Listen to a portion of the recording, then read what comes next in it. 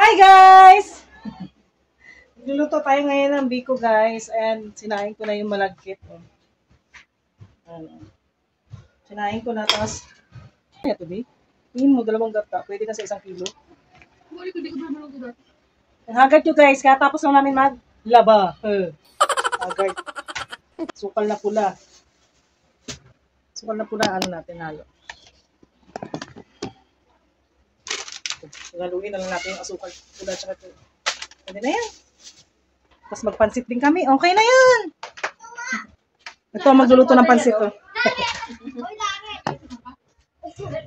Ayan talaga tayo mga Pinoy guys kapag undas. Luto ng biko. Ano ba yan? Asan na yung sibuyas ko? Wala pa nga sa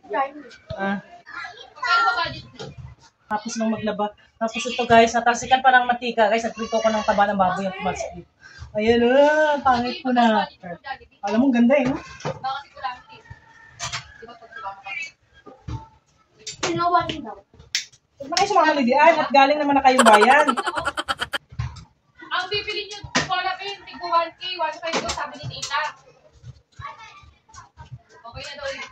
Oo, okay na daw yun. Yung sinasabi ni Dayen. Kasi yung kirayo na, unahin nyo muna yung... Mahulog ka! Ay, Nay, ano? Ano ba yan? Tapos, pambili ng sinelas din ng dalawa lang ni Jessie. Eh, si Dre, nag-ano ngayon, bumili ng potato corner. Check mo si Tita, tanong mo. Bilis.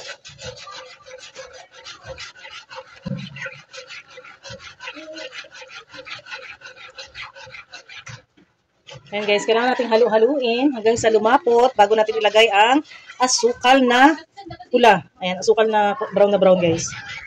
Ayan, halu-haluin lang natin. Ganon yan, pagluto ng biko, di ba? Medyo matagal to guys, kailangan kasi nito sobrang ano siya yung malapot ba. Ayan, kailangan malapot ang haluin. Jessie, wag na.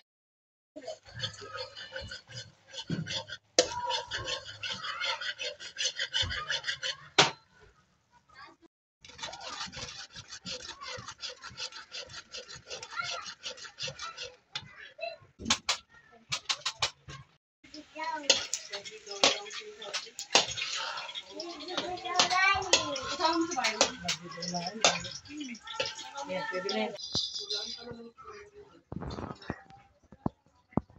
Ito yung biko, patikim.